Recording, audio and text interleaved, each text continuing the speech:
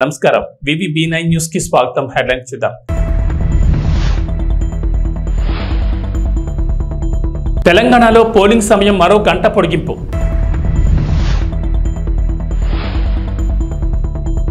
ఏపీలో మద్దతుగా ఎన్ఆర్ఐలు ప్రచారం.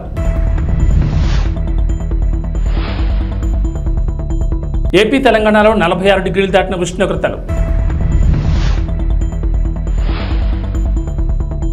ఐపీఎల్లో 7 వికెట్ల తేడాతో చెన్నైపై పంజాబ్ విజయం. ప్రస్తుతం దేశంలో సార్వత్రిక ఎన్నికలు జరుగుతున్నాయి. మొత్తం 7 దశల్లో పోలింగ్ జరుగుతుండగా తెలుగు రాష్ట్రాల్లో 4 విడతల్లో ఎన్నికలు జరగనున్నాయి. మే 13వ తేదీన జరగనున్న తెలంగాణ లోక్సభ ఎన్నికల్లో పోలింగ్ సమయాన్ని కేంద్ర ఎన్నికల సంఘం పెంచింది. ప్రస్తుతం ఏప్రిల్ నెలలోని ఎండలు మండిపోతుండగా మే నెల మధ్య నాటికి ఇవి మరింత పెరగనున్న నేపథ్యంలో ఎన్నికల సంఘం ఈ నిర్ణయం తీసుకుంది. ఇప్పటికే తెలంగాణలో చాలా ప్రాంతాల్లో పగటి ఉష్ణోగ్రతలు 45 డిగ్రీలు 46 డిగ్రీలు దాటిపోయాయి.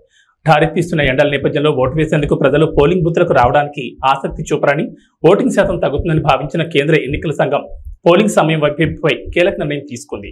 అమెరికాలో ఉంటున్న పలువురు ఎన్ఆర్ఐలు ఈసారి జరుగుతున్న అసెంబ్లీ ఎన్నికల్లో ప్రత్యక్షంగానో పరోక్షంగానో తమ ఉనికిని చాటుకునేందుకు ప్రయత్నిస్తున్నారు. ఏపీ రాజకీయాలకు సంబంధించి పలువురు ఎన్ఆర్ఐలు ఇప్పటి వరకు తెరవెనుక పాత్ర పోషించేవారు. తమకు నచ్చిన రాజకీయ పార్టీలకు ఆర్థికంగా సహాయం చేస్తుండడం, విదేశాల్లో విరాళాలు సేకరించడం, సాంకేతిక సహాయం లాంటివి అందిస్తూ వస్తున్నారు. ఈసారి మాత్రం డైరెక్ట్ గా తాము మద్దతిస్తున్న పార్టీల తరపున అసెంబ్లీ బరిలో, లోక్సభ బరిలో నిలిచేందుకు ప్రయత్నిస్తున్నారు.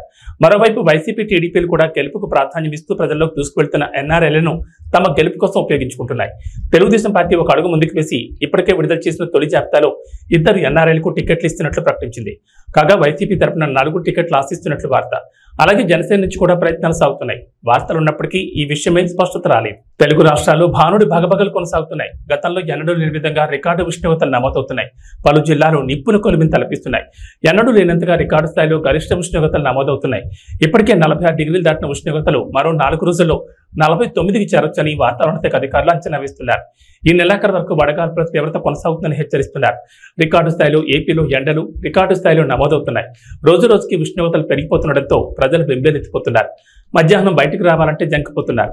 బుధవారం పల్నాడు జిల్లా కొప్పనూరులో అత్యధికంగా 46.2 డిగ్రీల సెల్సియస్ ఉష్ణోగ్రత నమోదైంది. తిరుపతి జిల్లాలోని మంగనెల్లూరులో 46, ఎన్టీఆర్ జిల్లా చిల్లకరలో 45.8 డిగ్రీలు, నంద్యాల జిల్లా బనగానపల్లి, నెల్లూరు జిల్లా మర్రిపాడులో 45.7 డిగ్రీల ఉష్ణోగ్రతలు ప్రజలకు ఆందోళన గురి చేస్తున్నాయి. దక్షిణ చైనాలోని వాంగ్డాంగ్ రాష్ట్రంలో బుధవారం ఓ హైవే రోడ్లో కొంత భాగం కుప్పకూలిపోవడంతో 19 మంది మృతి చెందారు. స్థానిక మీడియా తెలిపిన వివరాల ప్రకారం వాంగ్డాంగ్ ప్రావిన్స్ లోని మీజౌ, డాబు కౌంటీ నగరాల మధ్య ఉన్న రోడ్లో కొంత భాగం బుధవారం తెల్లవారుజామున 2 గంటల 10 నిమిషాల ప్రాంతంలో కూలిపోయింది. ఈ ప్రమాదంలో రోడ్డుపై ప్రయాణిస్తున్న 18 వాహనాల్లోని 49 మంది ప్రయాణికులు తీవ్రంగా గాయపడ్డారు. స్థానికులు, అధికారులు వెంటనే స్పందించి దాదాపు 500 మంది సిబ్బందితో రెస్క్యూ ఆపరేషన్ నిర్వహించారు. ప్రపంచంలోని most successful movie series Harry పోటర్లోని అందమైన కోట గుర్తుందా? అదేనండి, మ్యాజికల్ స్కూల్. అచ్చం అలాంటి భవనమే ఉక్రెయిన్లోని ఒడిస్సా నగరంలో ఉంది. ఇప్పుడు అది రష్యా ఉక్రెయిన్ యుద్ధంలో భాగంగా ధ్వంసమైంది. ఉక్రెయిన్లో ఉన్న అత్యంత సుందర భవనాల్లో ఒకటైన ఈ విద్యా సంస్థ భవనంపై రష్యా క్షిపణితో దాడి చేసింది. ఈ దాడి జరిగిన వెంటనే అధికారులు సంఘటనా స్థలానికి చేరుకుని సహాయక చర్యలు చేపట్టారు. సగటు మనిషి కోసం ప్రాణాలకు తెగించి ఒక నయవంచకుడు, గోండా, ఒక దోపిడీదారుడిపై పోటీ చేయడానికి మీ గళమై గుండు చెప్పడి ఇక్కడ ఉన్నా అంటూ సీఎం జగన్ ఉద్దేశించి జనసేన అధినేత పవన్ కళ్యాణ్ విరుచుకుపడ్డారు. నాన్నలేని బిడ్డను ఒకే ఒక ఛాన్స్ ఇవ్వండి అని జగన్ అడిగితే అంతా ఇచ్చారు. ఆ ఒక్క ఛాన్స్ అయిపోయింది, ఇక చాలు. సంపూర్ణంగా రాష్ట్రాన్ని ఎలా దోచేశారో చూశారు. ఈసారి మీరు ఛాన్స్ ఇచ్చుకోండి. మీ భవిష్యత్తును మీరు నిర్ణయించుకోవడానికి ఒక ఛాన్స్ తీసుకోండి అంటూ ప్రజలు పిలుపునిచ్చారు. అనకాపల్లి జిల్లా అచ్యుతాపురం, పెందుర్తి, డాక్టర్ బిఆర్ అంబేద్కర్ కోనసీమ జిల్లా మండపేటలో బుధవారం నిర్వహించిన వారాహి విజయబేరి సభలో ఆయన ప్రసంగించారు. జోగేశ్వరరావు గారికి, లీలాకృష్ణ గారికి, కోనసీమ పార్లమెంట్ అభ్యర్థి జిఎం హరీష్ గారికి, మా జనసేన నాయకులందరికీ, బండారు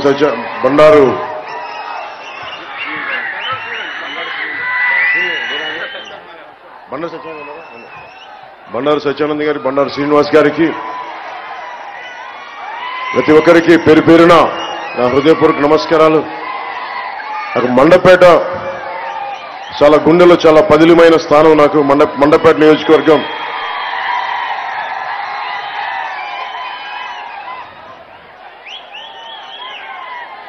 ఈరోజు మేడే సందర్భంగా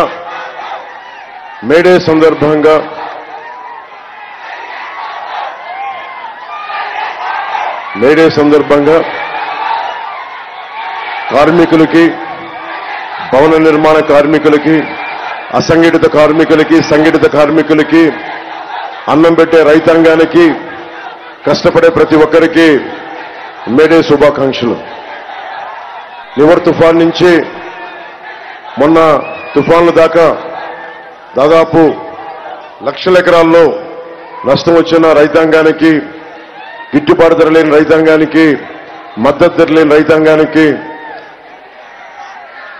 మీరు పడుతున్న బాధలు నేను 2 సార్లు నన్ను మండపేట రప్పించినాయి. 50 మంది, ముఖ్యంగా మండపేటలో 50 మంది కౌలు రైతులకి తల 1 లక్ష రూపాయల చొప్పున నేను పోయినసారి సభలో ఇచ్చాను. నేను అది మీకు గుర్తు చేస్తా ఉన్నాను.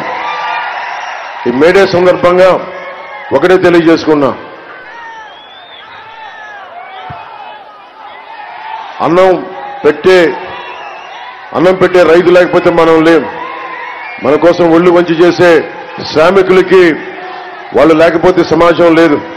మేడే సందర్భంగా నేను వారందరికీ ప్రత్యేక ధన్యవాదాలు తెలుపుకుంటూ, ప్రత్యేక మనకు శుభాకాంక్షలు తెలియజేసుకుంటూ, నాకు ఇష్టమైన కవి శేషేంద్ర గారు చెప్పింది మీకు ఒకసారి గుర్తు చేస్తున్నాను.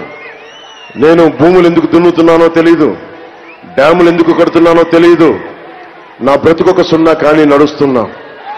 చెట్టుగా ఉంటే కనీసం ఏడాదికి ఒక వసంతమన్నా దక్కేది. మనిషినై అన్ని వసంతాలు కోల్పోయానని చెప్పి ఒక శ్రామికుడు, ఒక కర్షకుడు కోసం రాసిన ఈ పంక్తులు, ఈ కవితా పంక్తులు నేను మీతో పంచుకున్నాను ఈ మేడే సందర్భంగా. అలాంటి శ్రామికులకి, అలాంటి కర్షకులకి మనకి కొత్త ప్రభుత్వం వస్తుంది, కూటమి ప్రభుత్వం వస్తుంది. జనసేన, టీడీపీ, భారతీయ జనతా పార్టీ కూటమి ప్రభుత్వం వస్తుంది. ఎస్సీజెడ్ ఉన్న ప్రాంతం ఇది. వేలాది మంది కార్మికులు, చాలా మందికి ఉపాధికి కల్పిస్తున్న ఎస్సీజెడ్ ఇది. అనేక పరిశ్రమలు, మీకు కార్మికులందరికీ, ఉత్తరాంధ్ర కర్షకులకి, రైతాంగానికి, ఆ మేడల పైన అక్కడి నుంచి చేతులు ఊపుతున్న భవన నిర్మాణ కార్మికులందరికీ, ప్రతి ఒక్కరికి, కష్టపడే ప్రతి ఒక్కరికి మేడే శుభాకాంక్షలు.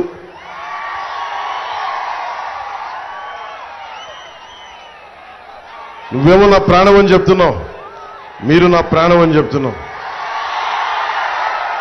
శేషేంద్ర గారు నాకు ఇష్టమైన కవి. మేడే అంటే కర్షకుల గురించి, శ్రామికుల గురించి మాట్లాడతా, ఉత్తరాంధ్ర నుంచి వలసలు వెళ్ళిపోతా ఉంటారు. భవన నిర్మాణ కార్మికులు దేశమంతా కష్టపడుతూ ఉంటారు. ఉత్తరాంధ్ర భవన నిర్మాణ కార్మికులు, వారి గురించి, కర్షకుల గురించి, శ్రామికుల గురించి ఆయన అన్న మాటలు తెలియజేస్తాను. నేను భూములు ఎందుకు దున్నుతున్నానో తెలియదు, డ్యాములు ఎందుకు కడుతున్నానో తెలియదు, నా బతుకొక సున్నా కానీ నడుస్తున్నా. వేళ్లు కాళ్ళై నడిచే చెట్టు మనిషి. చెట్టుగా ఉంటే ఏడాదికి ఒక వసంతమన్నా దక్కేది. చెట్టుగా ఉంటే ఏడాదికి ఒక వసంతమన్నా దక్కేది. కానీ మనిషినై అన్ని వసంతాలు కోల్పోయానని, మనకి ఉపాధి అవకాశాలు లేని, కండలు కరిగించి శక్తిని ధారపోస్తున్న సమాజానికి, శక్తిని ధారపోస్తున్న శ్రామికులు, కర్షకులు ఛిద్రమైపోతుంటే వారి గురించి రాసిన మాటలు. వారి అందరికీ నేను అచ్యుతాపురం జంక్షన్ నుంచి రాష్ట్రం మొత్తం కార్మికులకి, కర్షకులకి, కష్టపడే ప్రతి ఒక్కరికి మేడే శుభాకాంక్షలు తెలియజేసుకుంటున్నాను. గాజు పగిలే కొద్దీ ఏమవుతుంది? గాజు పగిలే కొద్దీ ఏమవుతుంది? పదునే కొద్దీ. దశాబ్దంగా నలుగుతా ఉన్నాం, దశాబ్దంగా దెబ్బలు కొడతా ఉన్నారు. మన గ్లాసుని బద్దలు కొట్టే కొద్ది ఇంకా పదును తేలుతా ఉన్నాం మనం. రోజున భయంతో, భయం గుప్పిట్లో ఉన్న ఆంధ్రప్రదేశ్కి, భయం గుప్పిట్లో ఉన్న 5 కోట్ల మంది ప్రజలకి, భయం గుప్పిట్లో ఉన్న అన్ని వర్గాలకి, జన సైనికులు, మబ్బుల్లో పరిగెత్తే పిడుగుల్లాంటి జన సైనికులు, మగాళ్ళకి మేమేం తీసిపోం. మేము ఆది పరాశక్తులు అంటూ వచ్చిన మా ఆడపడుచులకి, వీర మహిళలకి, మా యువతులకి మీ అందరికీ మేడే శుభాకాంక్షలు. భవన నిర్మాణ కార్మికులకి, రైతులకి, కష్టంతో పనిచేసే ప్రతి ఒక్కరికి కూడా మేడే శుభాకాంక్షలు. ఈరోజు మేడే కాబట్టి గత 2 సభల్లో చెప్పాను, మీకు కూడా నాకు ఇష్టమైన కవి శేషేంద్ర గారి భావజాలాన్ని పంచుకుంటా ఉన్నాను. ఇది మేడే ఎరుపుకు చిహ్నం, మార్పుకు చిహ్నం, మార్పుకి చిహ్నం, ఇది మార్పుకి గుర్తుది. మీరు ఒకటే గుర్తుపెట్టుకోండి, ఇది 12 రోజులు 11 రోజులు ఉంది, ఇంకంతే, లెస్ దాన్ 2 వీక్స్, 2 వారాల కంటే తక్కువ ఉంది మనకి. మీ భవిష్యత్తుకి, యువతరానికి, ఆడపడుచులకి, వచ్చే తరం మీది, మాది కాదు, వచ్చే తరం మీది. మీ భవిష్యత్తు కోసం అక్కడున్న నువ్వే, ఆ చిన్న బిడ్డ కోసం భుజాల మీద ఎత్తుకున్న ఆ బిడ్డ భవిష్యత్తు కోసం, ఇక్కడున్న మా ఆడపడుచుల భవిష్యత్తు కోసం, మొత్తం ఒక సముద్ర తరంగంలా తెరలుగా ఒక సునామీ వేవ్ లాగా ఉన్న యువతరం కోసం, మార్పు కోసం జనసేన పెట్టాం. భవిష్యత్తు ఎట్లా ఉంది? ఈ రోజున నలిగిపోతున్నాం. ఒక్క ఛాన్స్ అని జగన్ అడిగాడు. ఒక్క ఛాన్స్ ఇచ్చేశారు మీరు, ఇంక చాలు. ఒక్క ఛాన్స్ ఇచ్చేశారు చాలు జగన్కి. ఒక్క ఛాన్స్ ఇస్తే ఏం చెప్పాడు? నేను 2019 ఎన్నికల్లో ఏం చెప్పా? ఈ కొండ మాది, ఈ గుట్ట మాది, కనిపించే ప్రతి స్థలం మాది అని నేను మీ అందరి చెవుల్లో ఇల్లు కట్టుకొని మరి చెప్పా. ఆ రోజు నేను సరదాగా అనుకున్నారు, నా మాట నమ్మలా. ఈరోజు హెలికాప్టర్ మొత్తం తిరుగుతా ఉంటే అంతా ఒకటే చెప్తా ఉన్నారు, మొత్తం ఉత్తరాంధ్ర భూములన్నీ, పెందుర్తి భూములన్నీ, అన్ని భూములు కూడా మొత్తం వైవి సుబ్బారెడ్డి గారు, మిథున్ రెడ్డి గారు, పెద్దిరెడ్డి గారు, అందరూ నాయకులందరూ దీనిని మొత్తం కబ్జాలో పెట్టి వేలాది ఎకరాలు. ఒక తాడి గ్రామాన్ని మరల్చడానికేమో ఎకరాలు లేవు.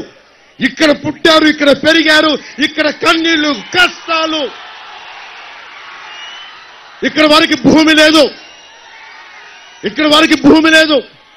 దశాబ్దాలుగా, తరాలుగా పుట్టి పెరుగుతున్న వాళ్ళకి ఇక్కడ భూమి లేదు, స్థలం లేదు, ఎకరాలు లేవు. కానీ మన మీద అధికారం చెలాయించి వీళ్ళకి భూములన్నీ ధనదత్తం చేస్తా ఉంటే మీరందరూ ఏం చేస్తారు? చేతులు కట్టుకొని కూర్చుంటారా? మనకి బాధ్యత లేదా? బాధ్యత ఉందా లేదా మనకి?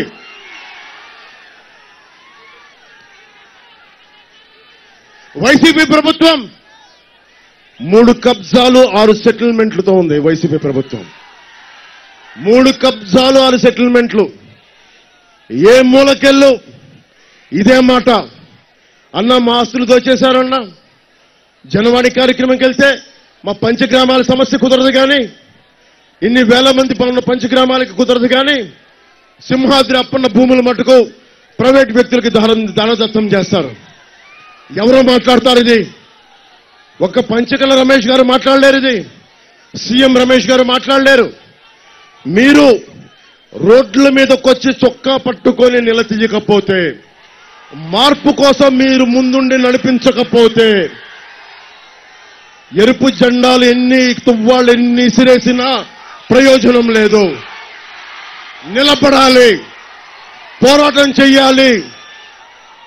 వయసుండి ప్రపంచం మన ప్రయోజనం ఏముంది? నేను కూడా అందరిలాగే చేతులు ముడుచుకు ఇంట్లో కూర్చుంటే ప్రయోజనం ఏముంది? నేను డబ్బులు కోట్లు సంపాదించుకొని ఇంట్లో కూర్చుంటే ప్రయోజనం ఏముంది? నిలబడాలి, ధైర్యంగా కూర్చోవాలి, అన్యాయం మీద తిరగబడాలి. మీకు ఉద్యోగాలు ఇవ్వలేదు జగన్, అతనికి ఓటేస్తారా మీరు? ఫీజు రీయింబర్స్మెంట్ చేయలేదు, మీరు ఓటేస్తారా మీరు? ఉపాధి అవకాశాలు ఇవ్వలేదు, ఓటేస్తారా మీరు? మరి ఏం చేద్దాం? మారుద్దాం, ఈ ప్రభుత్వాన్ని మారుద్దాం, జగన్ని గద్దెదించుదాం, మన కూటమి ప్రభుత్వాన్ని స్థాపిద్దాం. మీ భవిష్యత్తుని, బంగారు భవిష్యత్తుకి బాట వేద్దాం, నిర్మించుకుందాం. గుంటూరు మిరపఘాటు ఎలా ఉంటుందో సత్తా చూపారు. ర్యాలీ అదుర్సని రోడ్ షోలో భారీగా స్వాగతం పలికిన సభకు హాజరైన జనాన్ని చూసి టీడీపీ అధినేత చంద్రబాబు నాయుడు ఇలా స్పందించారు. బుధవారం గుంటూరు హిమనీ సెంటర్లో జరిగిన ప్రజాకాలం బహిరంగ సభలో ఆయన ప్రసంగించారు. గుంటూరు ప్రజల జోష్ చూస్తుంటే వైకాపాకు డిపాజిట్లు కూడా దక్కవని వ్యాఖ్యానించారు. నగరంలో పేదలకు పట్టాలిచ్చి ఇళ్లు కట్టిస్తామని హామీ ఇచ్చారు. ఈ రాష్ట్రం బాగుండాలంటే వైకాపా నుంచి విముక్తి కల్పించాలని పిలుపునిచ్చారు. ఈరోజు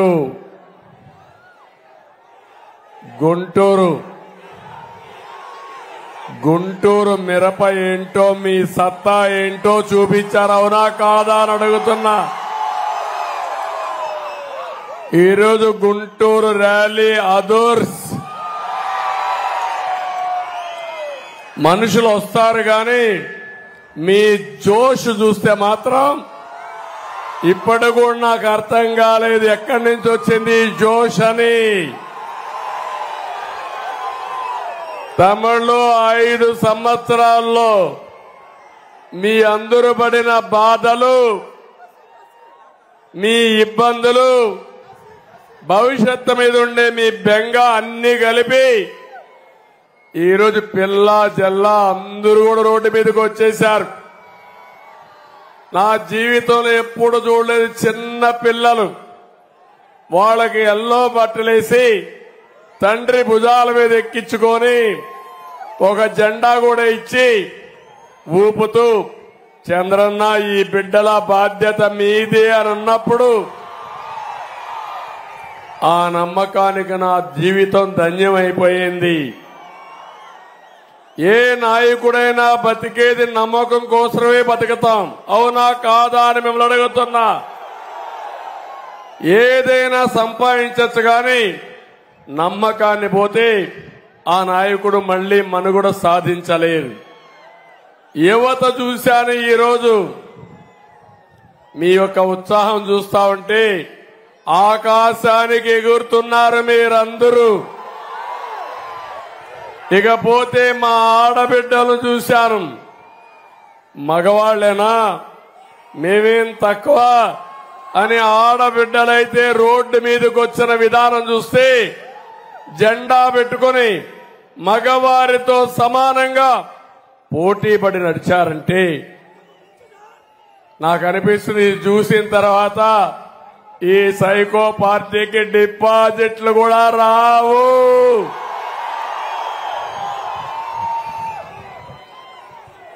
ఒక్క విషయం ఇక్కడంతా మిమ్మల్ని అందరినీ ఒకటే కోరుతున్నా, ఈరోజు మేడే కూడా మీ అందరికీ కష్టజీవులకు అందరికీ మేడే శుభాకాంక్షలు తెలియజేస్తున్నా. ఇంకో పక్క ఇక్కడికి నేను వచ్చింది గుంటూరు కాదు, అమరావతి రాజధానిలో భాగం గుంటూరు. తమిళలో హైదరాబాదు సికింద్రాబాద్ ఉంటే మూడో నగరం సైబరాబాద్ నిర్మాణం చేసి దాని చుట్టూ 165 కిలోమీటర్ల ఔటర్ రింగ్ రోడ్ వేసి గ్రామాలు మున్సిపాలిటీని అనుసంధానం చేసి ఒక మహానగరానికి శ్రీకారం చుట్టాం. ఈ సైకో రాకపోయుంటే, అమరావతి కొనసాగుంటే ఈ గుంటూరు ఎక్కడుండేది తమ్ముళ్ళు అని మిమ్మల్ని అడుగుతున్నా. నేనెప్పుడు కూడా నేను క్రియేట్ చేసిన రికార్డులు నేనే బద్దలు కొట్టాలని నా సంకల్పం. హైదరాబాద్ లో 163 కిలోమీటర్లు అయితే అమరావతి ఔటర్ రింగ్ రోడ్డు 185 కిలోమీటర్లు. గుంటూరు అవతల వచ్చేది, అటు చిలకలూరుపేటకు వెళ్లేది, అటు విజయవాడ అవతల హనుమాన్ జంక్షన్ కు వచ్చేది. తమ్ముళ్ళు, నా కలలన్నీ దుర్మార్గుడు వచ్చి విధ్వంసం చేశాడు, అది నా బాధ. ఇండియన్ ప్రీమియర్ లీగ్ లో బుధవారం జరిగిన మ్యాచ్ లో పంజాబ్ స్పిన్నర్లు రాహుల్ చాహర్, హర్ప్రీత్ బ్రార్లో చెన్నై సూపర్ కింగ్స్ బ్యాటింగ్ ను 7 వికెట్ల తేడాతో గెలుపొందారు. కెప్టెన్ రుతురాజ్ గైక్వాడ్ 10 గేమ్లలో తన 9వ టాస్ ఓడిపోయి పంజాబ్ ఫీల్డింగ్ ఎంచుకున్న తర్వాత చాహర్ మరియు బ్రార్ ఒక బౌండరీని వదిలేయలేదు మరియు వారి 8 ఓవర్లలో కేవలం 33 పరుగులకు 4 వికెట్లు పడగొట్టి చెన్నైని 162 పరులకి 7 వికెట్కి పరిమితం చేశారు. ఓడిపోయినప్పటికీ చెన్నై సన్ రైజర్స్ హైదరాబాద్ మరియు ఢిల్లీ క్యాపిటల్స్ కంటే మెరుగైన నెట్ రన్ రేట్తో 10 పాయింట్లతో నెంబర్ 4 స్థానంలో నిలిచింది. పంజాబ్ 8 పాయింట్లతో 7వ స్థానంలో ఉంది.